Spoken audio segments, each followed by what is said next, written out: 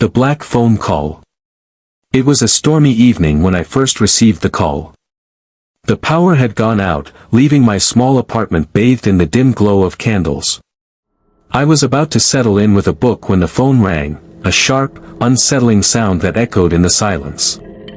It was odd because my cell phone had no signal due to the storm, and the landline hadn't worked in months. I hesitated, staring at the old black rotary phone on the corner table. The ringing persisted, each chime sounding more insistent. Against my better judgment, I picked up the receiver. Hello. For a moment, there was nothing but crackling static, the kind you hear when a connection is barely holding on. I was about to hang up when a voice, faint and distant, whispered on the other end. Help me. The voice was thin, like it was struggling to break through the storm. My heart raced, and I swallowed hard.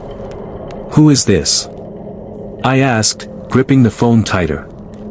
The static grew louder, but the voice came through again. They're coming, please, help. I froze. Who's coming? Where are you?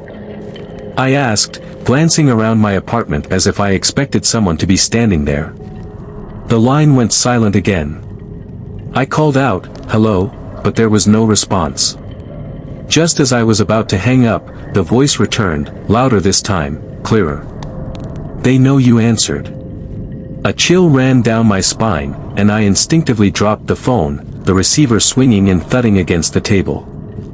I stood there, my mind reeling, trying to make sense of the call. The storm raged on outside, the wind howling, and the candles flickering in the draft. My pulse quickened when I realized the door to my apartment was unlocked. I quickly rushed over and bolted it shut, my hands trembling. As I turned back toward the phone, it started ringing again. This time, the sound was different, louder, more urgent. I didn't want to answer, but something in me couldn't resist. I lifted the receiver to my ear, and before I could say anything, the voice whispered once more.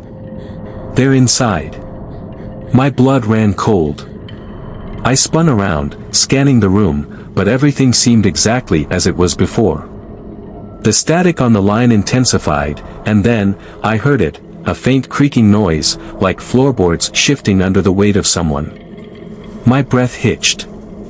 I wasn't alone. Slowly, I put the phone down and backed away, my eyes darting from the dark corners of the room to the hallway leading to my bedroom. I could hear it now, the unmistakable sound of footsteps, soft but deliberate, coming from the hallway. My heart pounded in my chest, and I backed into the corner of the living room, clutching a candle for light. The footsteps stopped. Silence fell over the apartment. I held my breath, waiting, straining my ears for any sign of movement. And then, from the darkness of the hallway, a shadow shifted. Who's there? I called out, my voice shaky, barely above a whisper. No answer. Just the faint creak of the floor. Suddenly, the phone rang again, its shrill tone cutting through the thick tension. My hands shook as I reached for it, lifting the receiver. I didn't say anything this time, and neither did the voice. There was just heavy breathing on the other end of the line. Where are you? I finally asked, my voice barely holding together. The answer came swiftly, a harsh, guttural whisper, right behind you. I spun around, but before I could even process what was happening, everything went black.